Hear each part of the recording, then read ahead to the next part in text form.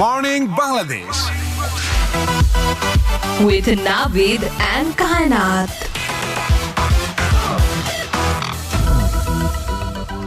Okay, good morning Bangladesh. আমি নভীদ মাহবুব আর আমার সাথে আছে আমার great co-host Kainat. Good morning, Navid. Yes, how are you? I'm fine. How are you?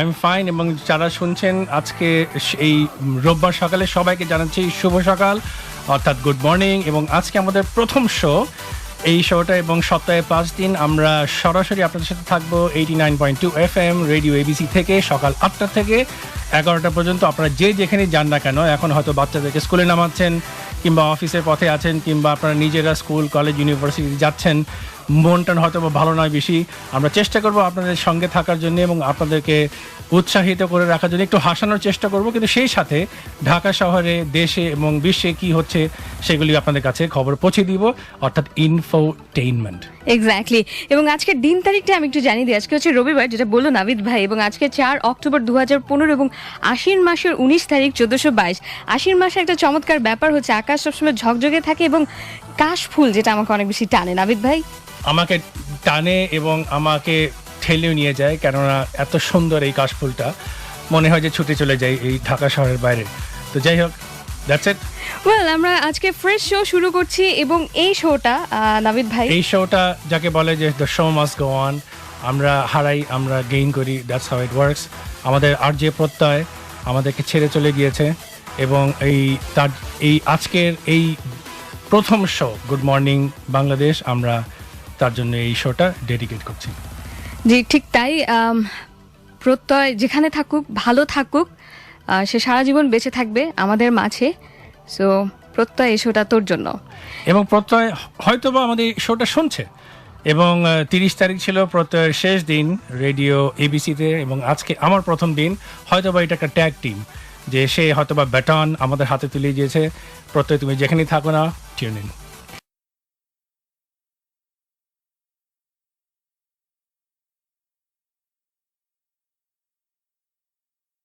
Music ক্লাসিকে এর পরের যে গানটি নাভিদ এবং কায়নাত আপনাদের জন্য প্লে করছে সেই গানটি হচ্ছে ফিডব্যাকের টেলিফোনে ফিশ ফিশ তো নাভিদ ভাই যেটা হচ্ছে যে এখন আর টেলিফোনে কেউ ফিশ ফিশ করে তো মনে হয় না কথা বলার প্রয়োজন আছে তাই না সারাক্ষণে ভাইবার হোয়াটসঅ্যাপ হচ্ছে রাইট এবং এই গানটা 90-এর দশকে বের হয়েছিল এবং তখন এই গানটা অনেকেই হিট করেছিল এই মানে ইট ওয়াজ আ হিট সং আর আমাদেরকে হিট করেছিল কারণ তখন কিন্তু ফোন ছাড়ার কোনো উপায় ছিল না এখন তো সবারই মোবাইল ফোন এখন তো বলেন না ফোন আছে কিনা বলা হয় যে তোমার ফোন নাম্বারটা কি কারণ প্রত্যেকের মোবাইল ফোন আছে এখন প্রেম করা অনেক সহজ হয়ে গেছে আগে তো অনেক কঠিন ছিল মনে হচ্ছে সবার বাসায় ফোনও ছিল না আর দু একজনের বাসায় যার ফোন থাকতো মনে হয় মেয়ের বাবা তার কোনো কাজ নেই সারাক্ষণ ফোনের সামনে বসে থাকে বা বড় ভাই এবং ফোন করলেই না আগে ফোনটা রাখার পরে তারপরে বলতো বাসায় নাই সে তো it was a very difficult time we have come a long way but this song definitely resonates well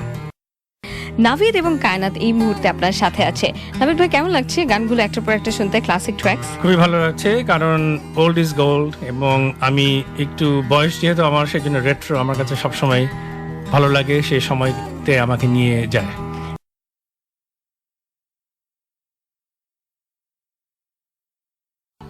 yes good morning Bangladesh এবং আজকে রোববার সবাই একটু অলস একটু ভাব যে কাজে যাবো কিন্তু সত্যি কথা বলতে ঈদের পরে আজকে কিন্তু সিরিয়াসলি সবাই কাজে যাচ্ছে গত সপ্তাহেও কিন্তু অনেকে একটু ছুটি কাটিয়েছে তো যে আমরা আজকে চেষ্টা করবো সবার সাথে সঙ্গ দিতে 11টা পর্যন্ত আছি আমি এবং কায়নাত এবং আমাদের মিস্টার নুডলস মিউজিক ক্লাসিক সেগমেন্টে শেষ হলো সো গুড মর্নিং বাংলাদেশ নিয়ে নাভিদ ভাই যেটা বললো যে আমরা আছি 11টা পর্যন্ত আপনারা কিন্তু খুব ইজিলি আমাদেরকে ফোন করতে পারেন এবং টেক্সট করতে পারেন তো ফোন নাম্বারটি আমি জানিয়ে দিচ্ছি সেটা হচ্ছে 58151926 আবারও বলছি 58151926 এই নম্বরে ফোন করে নাভিদ ভাইয়ের সাথে কথা বলতে পারেন আমিও আছি সাথে নো প্রবলেম এবং এর সাথে সাথে আপনি আমাদেরকে টেক্সট করতে পারেন এবিসি স্পেস দিয়ে আপনার নাম স্পেস দিয়ে আপনার কথাগুলো লিখে পাঠিয়ে দিন 2221 এই নাম্বারে এবং নাভিদ ভাই আসলে অনেক নাভিদ ভাই আমি দুজনেই আসলে জানতে ইচ্ছুক যে কেমন লাগছে আমাদেরকে শুনতে হ্যাঁ একটু আমাদের ফিডব্যাক দিবেন আর যেহেতু এটা হলো গুড মর্নিং বাংলাদেশ এবং আমরা এখানে ইনফোটেইনমেন্ট অর্থাৎ ইনফরমেশনও দিব এন্টারটেইনমেন্টও দেওয়ার চেষ্টা করব, অর্থাৎ ঢাকা শহরে, দেশে এবং বিশ্বে কি ঘটছে এগুলো নিয়ে আমরা আলাপ করব, মজা করব এবং সেই সাথে আপনাদের খবরটাও পৌঁছে দিচ্ছি। এবং সাম্প্রতিক বিষয় নিয়ে যদি আপনাদেরও কিছু বলার থাকে, কাইনাত এখন স্টুডিও লাইনের নাম্বারটা দিয়ে দিলেন, আমাদেরকে ফোন করতে পারবেন আর আমাদের স্টুডিও লাইনে SMS করতে পারবেন। তাছাড়াও ফেসবুক পেজ আছে ABC রেডিও, সেখানেও আপনারা আপনাদের প্রশ্ন এবং মন্তব্য পোস্ট করতে পারবেন এবং আমার ফেসবুক পেজেও কমেডিয়ান নাভিদ মাহবুব, সেখানে পিন্ড পোস্ট সবচেয়ে উপরে যেটা আছে সেখানে আপনার কমেন্ট এবং আপনার প্রশ্ন পোস্ট করলে আমরা উত্তর দেওয়ার চেষ্টা করব। এক্স্যাক্টলি। এবং facebook.com/abcradiofm 89.2 তে গেলেই নাভিদ ভাই দেখেছেন কত সুন্দর একটা ছবি আপনার। ও ওয়াও, এটা well yeah I never knew I looked this good, but এটা হয়তো বা ফর্মালিন যুক্ত ছবি হতে পারে। না, আপনি তো বলেছেন আপনি অলওয়েজ ফর্মালি নিয়ে থাকেন। এবং আচ্ছা নাভিদ ভাই, অত্যন্ত দুঃখের সাথে একটু স্মরণ করতে চাই 2 সপ্তাহ আগের কথা, যে আপনার সাথে যখন শো করছিলাম আপনি আর আমি অনেক ডেঙ্গু নিয়ে কথা বলছিলাম, যে চারিদিকে ডেঙ্গু হচ্ছে, সবাই যাতে একটু সাবধানে থাকে। সেদিন রাত থেকেই আপনার ডেঙ্গু হয়ে গেল, মনে হয় তখন এডিস মশা শুনে ফেলেছিল না? রাইট, বলেন না যে যাই বলি একটু সাবধানে বলতে হয়। ঠিক 2 সপ্তাহ আগে রোববারে আমি এখানে এসেছিলাম কাইনাতের অনুষ্ঠানে এবং তখন আমরা একটা ট্রায়াল বেসিসে সেদিন এই শোটা করলাম। আমরা ডেঙ্গু নিয়ে অনেক আলাপ করলাম। সেই দিনই বাসায় গেলাম স্টুডিও থেকে, প্রচণ্ড জ্বর, তারপরে বের হলো যে ডেঙ্গু। তো এখন কিন্তু ডেঙ্গু বেশ মহামারী আকারে দেখা দিয়েছে এবং ঈদের সময় কিন্তু আমি সবসময় একটা আশা করতাম যে এই ঈদে একটা যাবো না বাইরে, বাসায় বসে থাকবো। আসলে কি উইশ করে এটা কিন্তু একটু ভেবে চিন্তা করা উচিত, কারণ মাই উইশ কেম ট্রু। এই ঈদে ডেঙ্গু জ্বর নিয়ে আমি হাসপাতালে পড়েছিলাম এবং রিয়েলি এই ডেঙ্গু জ্বরটাকে কিন্তু খুব একটা হালকাভাবে নেওয়ার কিন্তু উচিত না। আর বিশেষ করে এই এইডিস মশা কিন্তু দিনের বেলায় বের হয়, সুতরাং আমরা দিনের বেলা খুব সাবধান থাকা উচিত। আর আমার এখানে এই প্রসঙ্গে একটা প্রশ্ন, তাই না, যে আমাদের যে নোয়াজ আর্ক ছিল, নূহ আলাইহিস সালামের যে নৌকাতে সব প্রাণীর 2টা করে স্যাম্পল নিয়ে নেওয়া হয়েছিল, তো সেখানে কিন্তু 2টা মশাও গিয়েছিল। আমার প্রশ্ন ছিল যে এই মশা 2টাকে ওখানে নেওয়ার প্রয়োজন ছিল কিনা, কারণ ওই মশাকে কেউ মারতে পারেনি। আর এই 2টা মশা কিন্তু ওই জাহাজের উপরে প্রত্যেকটা প্রাণীকে হয়তো রাত্রেবেলা দুর্বিষহ করে ফেলেছিল করে, এবং কেউ কিন্তু তাই মশাকে মারতে পারেনি। এবং আমার মনে হয় ওই জাহাজে কিন্তু সত্যি কয়েকটা ডেঙ্গুর কেসও ধরা পড়েছিল, যেটা আমরা জানি না হয়তো। এবং আচ্ছা, বলে যে প্রত্যেকটা প্রাণীর একটা অস্তিত্বের একটা কারণ আছে, ইকোলজিক্যাল ব্যালেন্স বলে, যাতে মশার দায়িত্বটা কি এই ইকোলজিক্যাল ব্যালেন্সে? ব্যাঙের খাদ্য মনে হয়, ব্যাঙের খাদ্য, এটি শুনলাম আমি। এবং আমার প্রশ্ন, ব্যাঙের খাদ্যই যদি হয় এবং এই এডিস মশার কামড় থেকে, ডেঙ্গু থেকে বাঁচার জন্য যদি এই উদ্দেশ্যে এই মশাকে অস্তিত্ব থাকতে হয়, আমি বলবো ভাই আমি হাজি বিরিয়ানি কিংবা ফখরুদ্দিনের বিরিয়ানি কিনে আমি নিজের হাতে ব্যাঙগুলিকে খাইয়ে দিয়ে আসবো। কারণ আমি সত্যি অনেকে বলে না যে আমি একা কিভাবে এই সমস্যার সমাধান করব। এই ঈদের সময় সবাইকে বলা হচ্ছে যে আপনারা নির্দিষ্ট জায়গায় কোরবানি করবেন, সবাই বলে আমি একা কিভাবে ঢাকা শহর পরিষ্কার রাখবো। এই একটাই মশা কিন্তু, এই যে আমার ওজন 190 পাউন্ড, আমার মতন বিরাট দানবাকৃতি একটা মানুষকে 2 সপ্তাহ ধরে কিন্তু হরিজন্টাল করে রেখে দিয়েছিল একটাই মশা। সো আমার মনে হয় যে the power of a single entity can never be under estimated. Right. ভাইয়া যেটা বললো যে একটা মশাই যদি একজন মানুষের এই অবস্থা করতে পারে, তাহলে একজন মানুষ কেন না এই সোসাইটিটাকে চেঞ্জ করতে পারে। Exactly the power of me. আমরা বলি না power of we, the power of me also, ME. Now that doesn't mean mosquito Aedes. Well, Aedes is A. Anyway, Navid এবং কায়নাত এই মুহূর্তে আপনার সাথে আছে, সো আপনি আমাদেরকে ফোন করতে পারেন। তো নাভিদ ভাইয়ের কাছে এবার একটু জানতে চাইবো যে নাভিদ ভাই, 2 সপ্তাহ নিশ্চয়ই আপনার শুয়ে থাকাটা খুব বোরিং ছিল। বোরিং থেকে বেশি হলে কষ্ট, যে একদম শুয়ে থাকা আমি অভ্যস্ত না। তো এই ডেঙ্গুটাকে আবারও বলছি যে সিরিয়াসলি নেওয়া উচিত। যাদের খুব অনেক জ্বর, 2-3 দিন অপেক্ষা করার পরে ব্লাড প্লেটলেট কাউন্টটা নিতে হবে। যদি দেখেন যে কাউন্টটা কমে যাচ্ছে খুব দ্রুত গতিতে, তাহলে কিন্তু সঙ্গে সঙ্গে ডাক্তারের কাছে যাবেন। এবং বাংলাদেশি ডাক্তাররা কিন্তু বেশ ভালোই প্রস্তুত। অনেক আমরা ব্যাংকক, সিঙ্গাপুরে যাওয়ার জন্য লাফালাফি করে দিই, কিন্তু বাংলাদেশে এত বেশি হচ্ছে ডেঙ্গু যে এখানকার ডাক্তাররা খুবই প্রস্তুত। আমি খুবই ইমপ্রেস যখন হাসপাতালে গেলাম, একদম খুব সিস্টেম্যাটিক্যালি এটার পরে এটা, এটার পরে এটা। এবং তারা চিকিৎসা করে আমাকে সুস্থ করে দিল। এবং যদিও একটু খেলা হতো, তারপরও মনে হয় খেলা দেখে সময় কাটানো যেত। অস্ট্রেলিয়া বাংলাদেশের ম্যাচ হওয়ার কথা ছিল, আনফরচুনেটলি হলো না। এবং কিছু ঘটনা ঘটেছেও বাংলাদেশে, এই যে একজন ইতালীয় নাগরিককে হত্যা করা হলো, আজকে গতকালকে রংপুরে একজন জাপানি নাগরিককে হত্যা করা হলো, এবং এটা সত্যি একটা খুবই খুবই চিন্তার বিষয়, কেন বিদেশিদেরকে টার্গেট করা হচ্ছে। এবং হয়তোবা এটাও তাদের ভয় ছিল। অস্ট্রেলিয়ার অনেকদিন ধরে বলছিল যে কোনো সিকিউরিটি কনসার্ন, আমরা ঠিক জানি না কি সিকিউরিটি তার কনসার্ন ছিল, কিন্তু যাই হোক, মেবি ওরা আগেই এটা জানতো, এরকম কিছু কিনা ভাই আমি আসলে জানি না। আমরা কিন্তু ফেসবুক খুললে আমরা কনস্পিরেসি থিওরির মধ্যে পড়িয়ে যাই। বাংলাদেশে আমরা আর কিছু পারি আর না পারি, আমরা অনেক ধরনের থিওরি আমরা বের করে ফেলি, তো আমি সেটা বলতে পারি না। কিন্তু একটা কনসার্ন ছিল, এবং হ্যাঁ, ইট ওয়াজ আ কনসার্ন অস্ট্রেলিয়ানদের। তবু আমরা ভেবেছিলাম যে ওনারা আসবেন, কারণ অস্ট্রেলিয়া বলেছিল আমাদের এখানে সেফ না। তো মানে এটাও দুর্ঘটনা একটা ঘটেছে যে সিডনিতে পুলিশ স্টেশনের সামনে দুজনকে হত্যা করা হয় ঠিক একই সময়।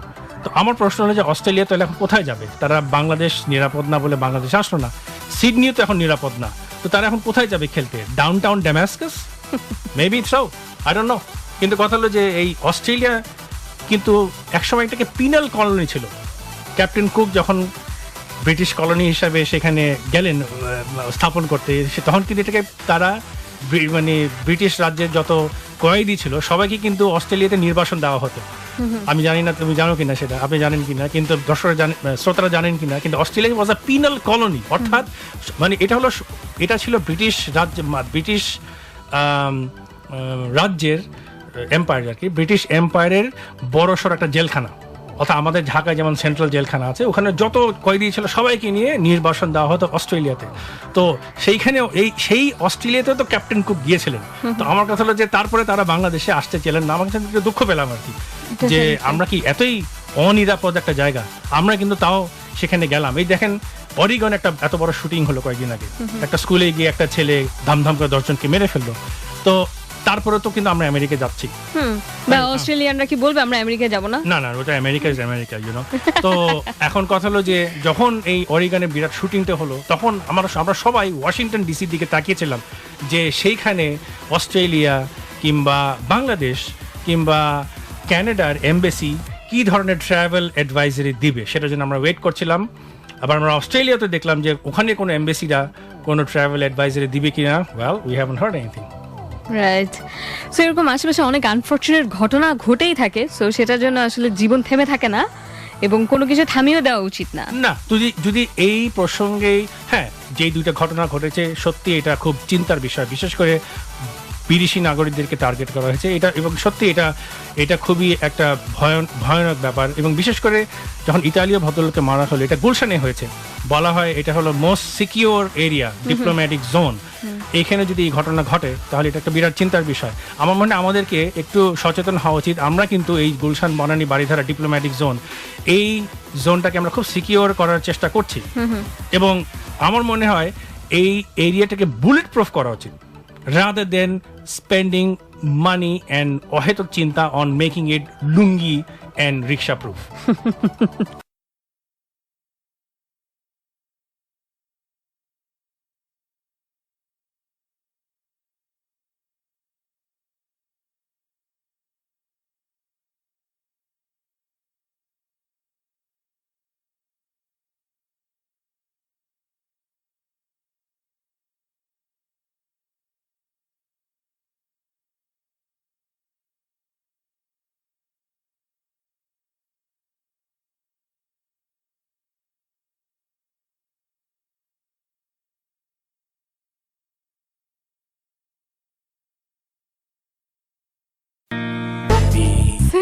Good morning, Bangladesh.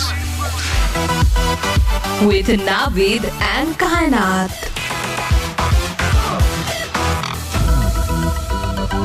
Yes, Navid এবং কায়নাত আপনার সাথে এই মুহূর্তে আছে এবিসি রেডিও এফএম 89.2 তে গুড মর্নিং বাংলাদেশ নিয়ে। এবং একটু আগেই একটা গান আমার ভীষণ ভালো লাগে, সেটা একটু আগেই প্লে হচ্ছিল, সে হচ্ছে এই শহর জাদুর শহর প্রাণের শহর ঢাকারে। ভাইয়া, তাই না? ও অ্যাবসলিউটলি। আমি ঢাকায় জন্মিয়েছি এবং ঘুরে ফিরে ঢাকাতেই ফেরত আসি, এবং ঢাকাই হলো আমার শহর। এবং যেটা হয় যে আমরা ঢাকা নিয়ে নিজেরা গালাগালি করি, কিন্তু বাইরে থেকে কেউ এসে যখন ঢাকাকে গালাগালি করে আমরা খুব ডিফেন্সিভ হয়ে যাই। আমি জানি না মনে পড়ে কিনা, একবার একটা খবরের কাগজে একবার এসেছিল একজন বিদেশি একজন এসে খুব ঢাকাকে গালাগালি করেছিল এবং পুরো ঢাকা শহর খুব খেপে গিয়েছিল। We agreed with what she said, but we did not want to agri in public. Exactly, এমনটাই কিন্তু হয় যে ধরেন হাজবেন্ড বলছে যে জানো আমার বাবা মা এমন করছে, যে ওয়াইফ বললো হ্যাঁ তোমার বাবা মা তো এটা ঠিক করেনি, তখন কিন্তু হাজবেন্ড রেগে গেল যে তুমি কেন বলছো, আমি বলছি তুমি কেন বলছো। এক্স্যাক্টলি, এটাই হলো আমরা হলো ঢাকা হলো এমন একটা ব্যাপার যে এইটা হলো আমাদের শহর। Exactly. আমার কথা হলো যে দুনিয়ার অন্য কোথাও থাকি না থাকি, অনেক জায়গায় আমি থেকেছি, কিন্তু ঘুরে ফিরে ঢাকাই আসি এবং ঢাকাই হলো আমার শহর এবং আমি খুবই ডিফেন্সিভ ঢাকার ব্যাপারে। অনেকে বলে ঢাকায় ট্রাফিক জ্যাম, আমি আপনার নিউ ইয়র্ক সিটিতেও ট্রাফিক জ্যাম থাকে এবং ওই নিউ ইয়র্ক সিটির ট্রাফিক জ্যামে গিয়ে আমরা সেলফি তুলি ইয়েলো ক্যাবের সামনে, আল্লাহ কি সুন্দর ট্রাফিক জ্যাম, তারপর আমরা স্ট্যাটাস দিই I mean Saks in front of Saks Fifth Avenue, New York City, কি সুন্দর ট্রাফিক জ্যাম। আর ঢাকার জ্যামকে আমরা গালাগালি করি। আসলে কি ঢাকার ট্রাফিক জ্যামকে আমি মোটামুটি একটা নদীর স্রোতের মতন তুলনা করি, যে নদী বয়ে যায়, ট্রাফিকও বয়ে যায়, আমি নিজেকে ট্রাফিকের মধ্যে ফেলে দিই এবং এই ট্রাফিক যেখানে ভাসিয়ে নিয়ে যেতে চায় আমি সেখানে চলে যাই। অনেকে বলে নাবিদ তোমাকে তো আমরা এখানে আশা করিনি। ভাই আমি নিজেও আশা করিনি, ট্রাফিক আমাকে ভাসিয়ে নিয়ে চলে এসেছে। তো that's traffic, you know, Dhaka is a metropolis, Dhaka is a big city, and when there's a big city there's traffic. এবং কিছুদিন আগেই ঢাকা মেডিকেল নিয়ে অনেক কিছু হয়ে গেল, সেটা নিয়ে একটু কথা বলি ভাই। মানে আমি এটা বুঝি না যে ঢাকা মেডিকেল বা কিছু মেডিকেল কলেজের অ্যাডমিশন ভর্তি পরীক্ষার প্রশ্নপত্র ফাঁস হয়েছে।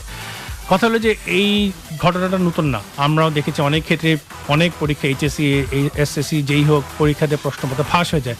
আসলে ব্যাপারটা কি আমরা কিন্তু নিজেরা ফাঁকি দিচ্ছি, কেননা আমরা হয়তো বা এই যাত্রায় পার পেয়ে যেতে পারি প্রশ্নপত্র ফাঁসের মাধ্যমে, কিন্তু পরে গিয়ে আমার কি হবে? তখন তো বাস্তব জীবনে যখন আসবো তখন কিন্তু আমাকে কিন্তু কেউ যাকে বলে চোথা ধরিয়ে দেওয়া হাতে, সেটা তো আসবে না। তো আমি যখন সত্যি সত্যি ডাক্তার হয়ে 6 বছর পরে বের হব, তখন কি আমি যদি কারোর কাছে যাই, ডাক্তার সাহেব আমার একটু কি হয়েছে একটু বলে দিন, যদি তারা এই ব্যাচ থেকে বের হয়ে থাকে, সব প্রশ্নপত্র ফাঁস থেকে তারা আলটিমেটলি ডাক্তার হয়ে বের হয়, আমি কিন্তু খুব চিন্তায় থাকবো ডাক্তার সাহেব আমার কি হয়েছে। ডাক্তার বলবে যে একটু দাঁড়ান, পাশের চেম্বারের ডাক্তার কি বলে সেটা আমি একটু শুনে আসি এবং তাহলে আমি সেভাবে চিকিৎসা করব। আমি তো ভয় পাবো যে এই ডাক্তার যদি স্যালাইন লাগিয়ে দেয় বা রক্ত লাগিয়ে দেয়, ওইটাও তো মনে হয় প্রশ্নপত্রের মধ্যে লিক করে যেতে পারে। So I have I mean 6 বছর পর যদি ডেঙ্গু হয় এবং ডাক্তারের কাছে যাই, I will be very concerned.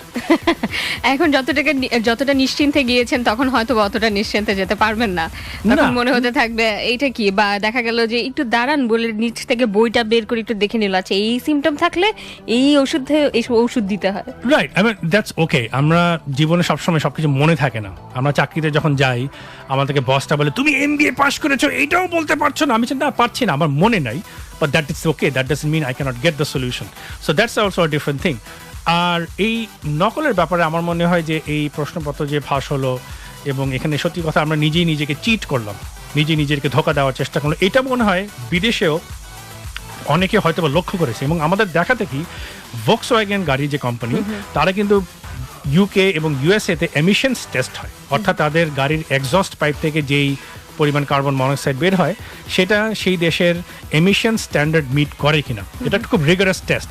এবং তারা সেই দুইটা দেশে কিন্তু নকল করে পাশ করে গেছে সফটওয়্যারের মধ্যে, তারা কিছু একটা মানে একটু কারসাজি করেছে, যার ফলে ইউকে এবং ইউএসএতে এমিশনস টেস্ট পাস করে মার্কেটে ঢুকে গেছে এবং সরকার সেখানকার ইউএসএ এবং ব্রিটিশ গভর্নমেন্ট ধরেছে নো তোমরা আসলে পাস করনি, তোমরাও কিন্তু নকল করে পাস করেছো। এবং ধরা হলো যে তোমরা এই আইডিয়া কোত্থেকে পেয়েছো, আমরা বাংলাদেশের মেডিকেল কলেজ অ্যাডমিশনস থেকে পেয়েছি। সুতরাং বোঝা যাচ্ছে চিটিং এর উপরেও চিটিং হচ্ছে এবং কারোকে আমরা শিখাতে পারছি, তাই না নাবিদ ভাই? এবং I think they need to learn from us. আমরা কিন্তু নকল করে পার পেয়ে যাই, হ্যাঁ আমরা কিন্তু there is an art in this whole নকল বিজনেস।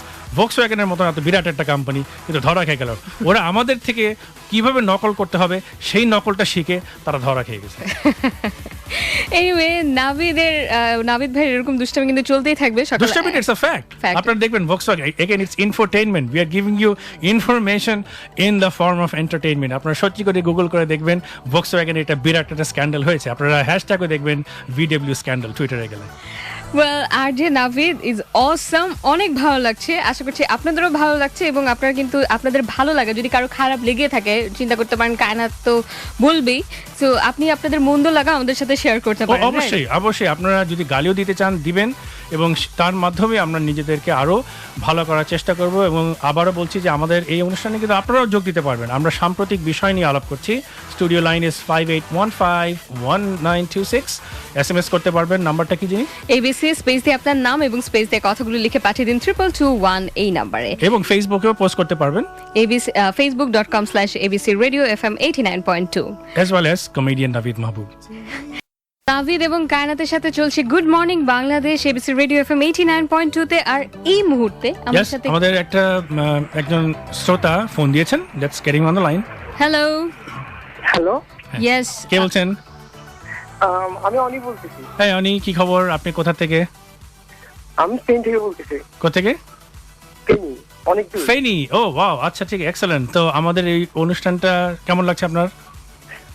এইমাত্র উঠলাম, তো অনুষ্ঠানটা শুনে অনেক ভালো লাগলো। ও এই মাত্র ঘুম থেকে ব্যাকগ্রাউন্ডে কিসের আওয়াজ শুনছি? হ্যালো, ওকে, ব্যাকগ্রাউন্ডে ডিম টিম বিক্রি হচ্ছে মনে হচ্ছে।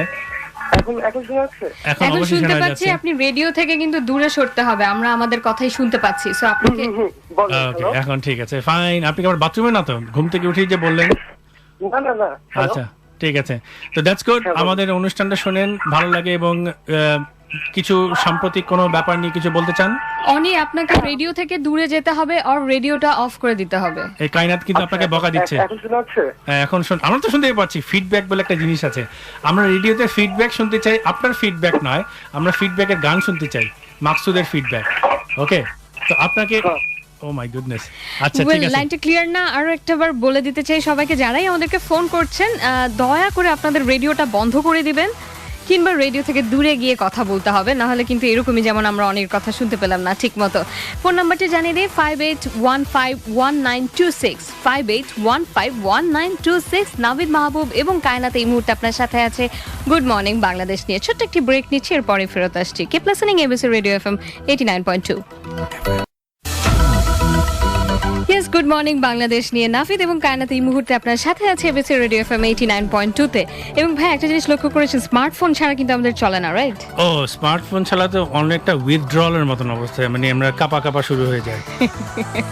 এক্স্যাক্টলি। এবং আপনার লাইফটাকে আরো স্মার্ট করতে রবি স্যামসাং দিচ্ছে আপনার প্রথম স্মার্টফোন মাত্র ৬,৯৯০ টাকায়। Samsung Galaxy H next 2 smartphone কিনলেই ৩,৫০০ টাকা সমমূল্যের আকর্ষণীয় রবি বান্ডেল রয়েছে। এবং এই বান্ডেলে আছে 1500 মিনিট রবি থেকে রবি টক টাইম, 750 মিনিট রবি থেকে অন্য অপারেটরে, আর পুরো 6 জিবি ইন্টারনেট।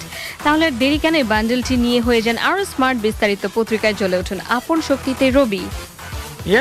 এবং ইন্টারেস্টিং একটা খবর এখানে নিউজ, সেটা হচ্ছে যে রবি এবং এয়ারটেলের কিন্তু মার্জারের কথাবার্তা শোনা যাচ্ছে। Yes, right, I don't no এই সময় এটা বলাটা ঠিক কিনা, কিন্তু ইট বি ভেরি ইন্টারেস্টিং যে রবি এবং এয়ারটেল মার্জ হলে একটা বড় অপারেটর হবে ডেফিনেটলি।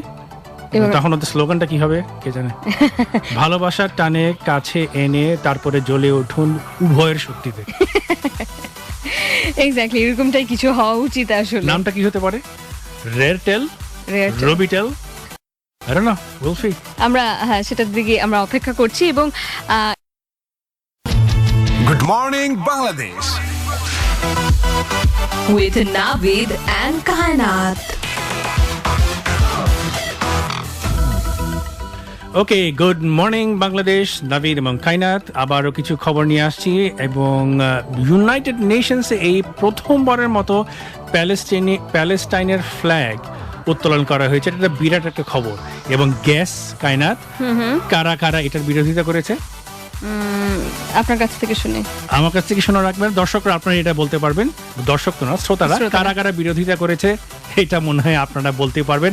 তবে একটা হিন্টে, no, it is not Madagascar. Next খবর হলো যে রাশিয়া এই প্রথমবারের মতন তারা দেশের বাইরে গিয়ে সোভিয়েত ইনভেশনের পর এই প্রথমবার তারা তাদের দেশের বাইরে বোমা বর্ষণ করেছে। এবং কোথায়? গ্যাস ওয়্যার, সিরিয়াতে মনে হয় সবাই এখন যাচ্ছে বোমা ফেলতে। মনে হয় যে চলো একটু বোমা ফেলি, সিরিয়াতে যাচ্ছে। এবং ইটস ভেরি ইন্টারেস্টিং যে সিরিয়াতে কাকে বোম ফেলবেন। তো সিরিয়া আপনার রাশিয়া গিয়ে IS অবস্থানে বোমা ফেলেছে, সুতরাং তাদেরকে এখন বলা হচ্ছে দে আর প্রো আসাদ অ্যান্টি আইএস। এবং ইউএস কোয়ালিশন, ব্রিটিশ কোয়ালিশন যখন গিয়ে আইএসকে বম করেছে, তখন তাদেরকে বলা হচ্ছে যে হ্যাঁ তারা হলো অ্যান্টি আসাদ। ওয়েল, আইএস এর ক্রিয়েশনটা কোত্থেকে? Kind of through Iraq, right? Right. So indirectly বলা যেতে পারে যে IS is a creation of the allied forces led by the US from there fiasco in Iraq. So তার মানে যদি ইউএস লেড কোয়ালিশন গিয়ে আইএসকে বোম মারে, তার মানে ইউএস নিজেকেই বোমা মারছে। So it's a very complicated equation. Right. এবং আমরা আরেকটা বিষয় নিয়ে কথা বলছিলাম নাভিদ ভাই, সেটি হচ্ছে যে দুর্ঘটনাটা ঘটলো সৌদিতে, ভেরি ট্র্যাজিক, ভেরি ট্র্যাজিক। একটা না দুইটা, প্রথমে ক্রেন ভেঙে পড়ে গেল, এবং ঘটনাটা খুব কাকতালীয় কিনা জানি না, সেপ্টেম্বর 11 তারিখে কিন্তু ক্রেনটা ভেঙে পড়েছে। এবং যেই কনস্ট্রাকশন কোম্পানি এই ক্রেনটাকে ওন করে তার নাম কি জানেন? Bin Laden company.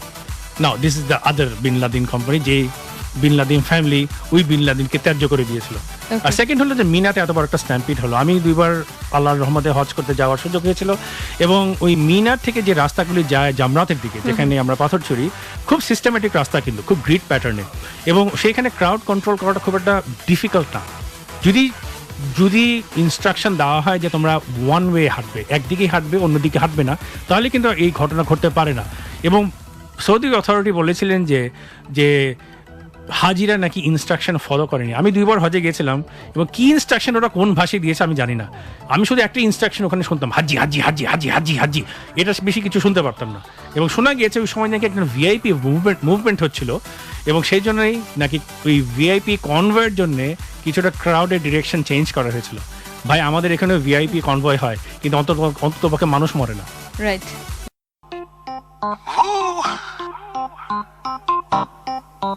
Yeah. Now.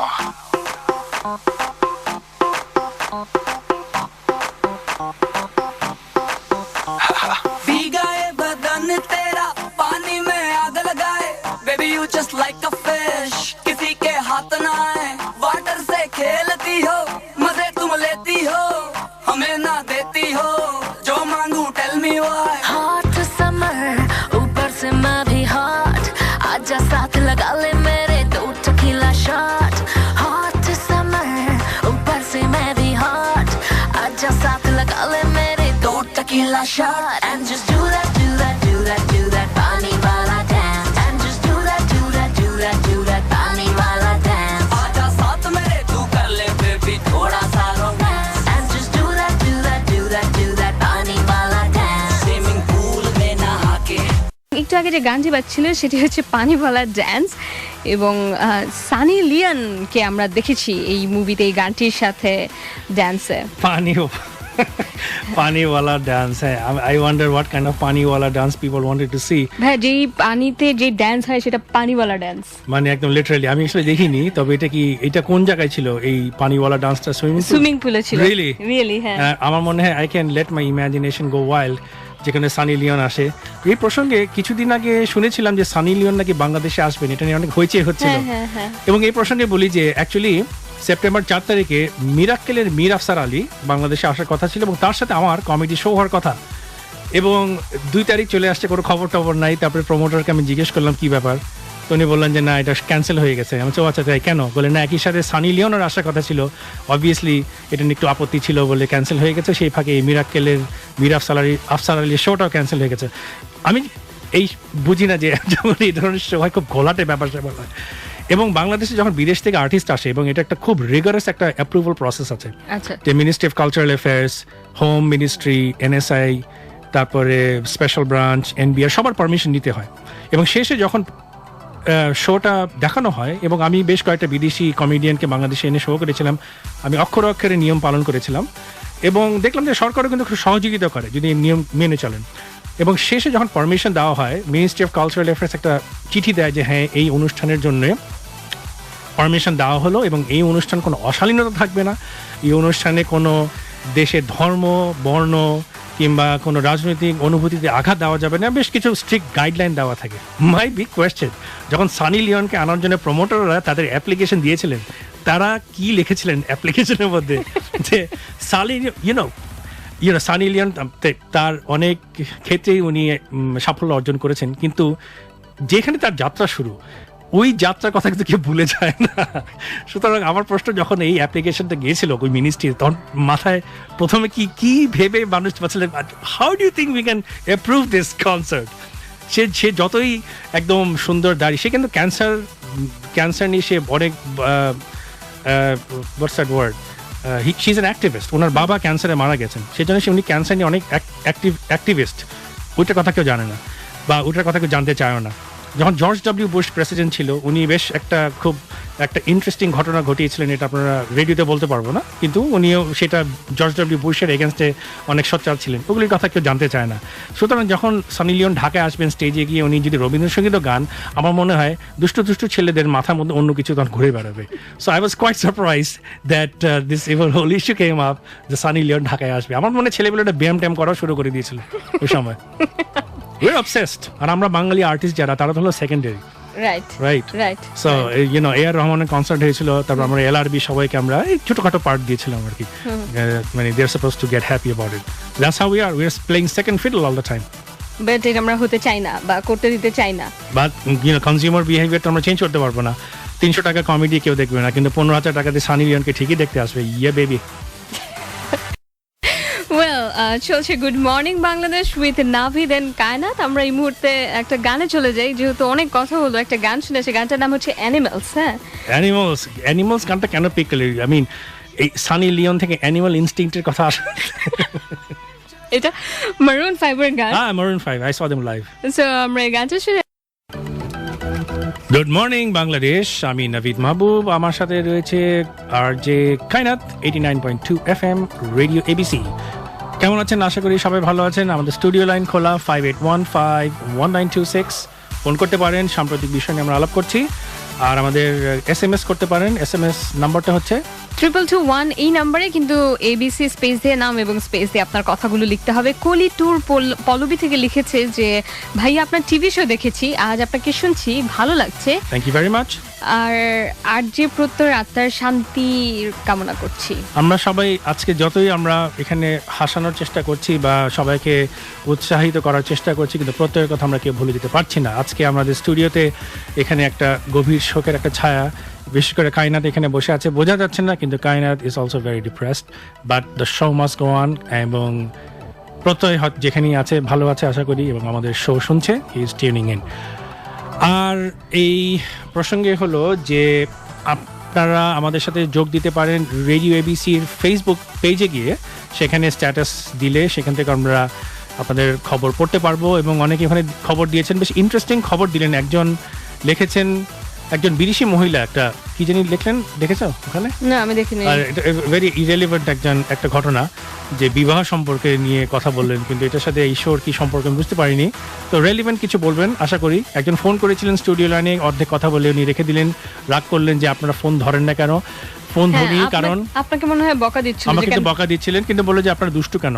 আমরা তো দুষ্টু না, আমরা চেষ্টা করছি জাস্ট আপনাদের সাথে ভালো করে সময় কাটাতে। তো উনি বললেন যে শোটা ভালো লাগছে, কিন্তু রাগ করলেন যে আমরা কেন ফোনটা ধরিনি। ওয়েল, যদি আমরা ফোন না ধরি তার মানে আমরা অন এয়ার আছি, সেজন্য আমরা ফোন অবভিয়াসলি ধরতে পারছি না। বাট আদার দেন দ্যাট, ঘটনা হলো যে আবার ডেঙ্গুর কথায় চলে আসি, যে ডেঙ্গুটা খুব বড় প্রকোপ আকারে হচ্ছে, এবং আপনারা খুব সাবধানে থাকবেন। যদি দেখেন জ্বর 2-3 দিন হয়ে গেছে এবং আপনার ব্লাড প্লেটলেট কাউন্ট দেখবেন, আমাদের নর্মালি 1.5 লক্ষ থেকে 4.5 লক্ষ কাউন্ট হলো নর্মাল, কিন্তু যাদের ডেঙ্গু হয় তাদের খুব দ্রুত গতিতে সেই প্লেটলেট কাউন্টটা কমে যেতে পারে। আমার 22,000-এ নেমে গিয়েছিল, এবং বলে যে 20,000-এর নিচে গেলে নাকি ব্লিডিং হয়, তখন ব্লিডিং হতে পারে। সুতরাং যদি ব্লিডিং হয় খুব সাবধান থাকবেন, তার মানে আপনার প্লেটলেট কাউন্ট আরও দ্রুত গতিতে কমে যাচ্ছে, এটা খুব রিস্কি। সেই ক্ষেত্রে কিন্তু আপনার প্লেটলেট ট্রান্সফিউশন নিতে হতে পারে। সুতরাং আপনার ব্লাড টাইপটা কি জেনে রাখুন এবং ডোনার ঠিক করে রাখবেন। আশা করি সেই পর্যায়ে যেতে হবে না। অনেক অনেক তরল পদার্থ খেতে হবে, ওরোস্যালাইন, পানি, শরবত, যাই হোক, এবং মশা থেকে দূরে থাকতে হবে। ফেসবুকে কয়েকদিন আগে দেখলাম যে লেবু কেটে নাকি লবঙ্গ ঢুকিয়ে রেখে দিলে নাকি মশা চলে যায়। আমি জানি না এটা কি সত্যি ঘটনা না মিথ্যা। আমি এটা কখনো ট্রাই করিনি ভাই, কিন্তু এটা ফেসবুকে খুবই দেখা যাচ্ছে যে এরকম। আমি করেছিলাম, আমি কিন্তু বাসায় করেছিলাম, করে লাগিয়ে রেখেছিলাম, এবং অনেকেই ফেসবুকে বললো যে নাভিদ ভাই এটা করেছেন, এই জিনিসটা কাজ হচ্ছে কিনা প্লিজ জানাবেন। আমার প্রশ্ন হলো যে আমার যদি আবার ডেঙ্গু হয় তার মানে এটা কাজ হচ্ছে না, আর যদি না হয় তাহলে বুঝবো যে কাজ হচ্ছে through a process of elimination. I don't no, আমার মনে হয় অত চান্স নিয়েন না। গায়ের মধ্যে ডেঙ্গু তো যে কোনো জায়গায় গেলেই আপনার হতে পারে, মানে মশা তো যে কোনো জায়গায় গেলেই আপনাকে কামড়াতে পারে। এখন দিনের বেলার মশা, দিনের বেলার মশা, এখন দিনের বেলা তো বেশিরভাগ সময় দেখা যায় যে আপনি বাইরেই থাকছেন, কিন্তু রাতে যখন বাসায় যাচ্ছেন তখন কি মশা পিন পিন পিন পিন করছে কানের কাছে? করছে, কিন্তু তখন ওই মশাকে আমি আদর করি, কারণ আমি জানি অন্তত পক্ষে ওই মশাটা এডিস মশা না। কারণ দিনের বেলায় যে মশা বের হয় সেটাই এডিস মশা। আপনার এডিস মশার উপর খুবই রাগ না? প্রচন্ড রাগ, কারণ এই যে আমি এখন 2 সপ্তাহ, ঠিক আজকে নিয়ে 15 দিন আমি ভুগছি এবং সত্যি কাহিল হয়ে আছি যাকে বলে, খুবই টায়ার্ড। এবং এই ডেঙ্গু জিনিসটা খুব এটা যে সিরিয়াসলি নেওয়া উচিত আমাদেরকে। সুতরাং দিনের বেলায় যেখানে থাকবেন গায়ে ওডোমাস লাগিয়ে রাখবেন, মশার ওষুধ ছিটিয়ে রাখবেন, এবং সোজা কথা পানি জমতে দেওয়া যাবে না, পানি জমতে দেওয়া যাবে না। তবে কিছুটা ব্যাপার আছে যেখানে আমাদের কোনো হাত নেই, যেমন তাপমাত্রা যখন বেড়ে যায় বা আর্দ্রতা যখন বেড়ে যায়, অর্থাৎ টেম্পারেচার বাড়ে এবং হিউমিডিটি বাড়ে, তখন কিন্তু এডিস মশার প্রকোপ অনেক বেড়ে যায়। এটা কিন্তু আমাদের কারো নিয়ন্ত্রণে নাই, এটা হলো ক্লাইমেট চেঞ্জের ব্যাপার। সুতরাং আমরা যে ক্লাইমেট চেঞ্জ হচ্ছে এটা নিয়ে আমরা কিন্তু সবাই একটু মনোযোগ দেওয়া উচিত। এই দেখেন অনেক কিছুই ঘটছে যেটা ক্লাইমেট চেঞ্জের ফল, যদিও আমরা এটাকে সিরিয়াসলি নিচ্ছি না। মার্কিন যুক্তরাষ্ট্র যেমন এমিশনস ট্রিটি কিন্তু সাইন করে নাই, তারা বলছে আমাদের আরও তথ্য লাগবে, উই নিড মোর ডাটা। আরে ভাই, আর কত ডাটা লাগবে? আপনি জুন মাসে 3 পিস স্যুট পরে ঢাকায় এসে টেম্পুতে করে ঘুরে বেড়াবেন, তখনই গ্লোবাল ওয়ার্মিং এর প্রচুর ডাটা আপনি পেয়ে যাবেন। রাইট, সো চলছে গুড মর্নিং বাংলাদেশ নাভিদ এবং কায়নাতের সাথে। আমরা আরও আপনাদেরকে ইনফোটেইনমেন্ট নিউজ দিব, কিন্তু এর আগে আমরা একটা গান শুনে আসি নাভিদ ভাই। শিওর। সো গানটি হচ্ছে ইয়োর লাভ বাই কনা। Yes, Naveed Mahbub আর আমার সাথে আছে কায়নাত, 89.2 FM radio ABC. Good morning Bangladesh. আমরা কায়নাত কিছু এখানে আমাদের ফেসবুকে যে ছবি দিয়েছিলাম সেখানে কিছু লোক পোস্ট করেছেন, দু একটা জবাব দিতে পারি। সবাই গুড মর্নিং বলেছেন ইত্যাদি ইত্যাদি। একজন লিখেছেন রাসেল রানা, দুজনই রিজেক্ট, একটু এক্সপ্লেন করবেন আমরা কিভাবে রিজেক্ট? বাট আপনার কথাটা সত্যি হতে পারে, আমি নিজে থেকে তাকাচ্ছি যে আমি কিভাবে রিজেক্ট। আকাশ মিয়া উনিও বলেছেন রিজেক্ট, কিন্তু আমি নাকি কায়নাত রিজেক্ট ওটা বলতে পারছি না। তো আমাদেরকে বলবেন যে আমরা কিভাবে রিজেক্ট এবং কিভাবে আমরা ধুলাই খেলে জন্য উপযোগী হতে পারি, সেটা প্লিজ বললে আমরা খুশি হব। লিন্ডা স্মিথ বিদেশি, ওয়াও, বিদেশি একজন আমাদেরকে লিখেছেন, এটা স্ট্যাটাসের ব্যাপার তাই না? বিদেশি যদি কেউ, আমরা অত রিজেক্টেড না, আমরা অতটা রিজেক্টেড না। আমরা দেখেন বিদেশ দেখলে কিন্তু আমরা পাগল হয়ে যাই। বাঙালির সবচেয়ে ভালো ব্যবহার কোথায় জানো? কোথায়? আমরা যখন বিদেশি এমবাসিতে ভিসা নিতে যাই, সেখানে আমাদের বকা দিলে আমরা থ্যাংক ইউ ভেরি মাচ, এটা হচ্ছে মদিও দিই। সো আমাদের ব্যবহার খুব ভালো হয়। রাস্তাঘাটে আমরা ঝগড়া করি, বাট তোরা মাইরে ফালামো, কিন্তু একবার একজন বিদেশি আমার গাড়িতে ধাক্কা মারলো, আমি ভাবলাম যে দেখ ঘুষি মেরে, এই তোর একটা মারতে গিয়ে বলা, এই তোর কি মাইডিয়ার লোকটা। আরে আমরা মনে বিদেশি দেখলে আমরা খুব গলে যাই।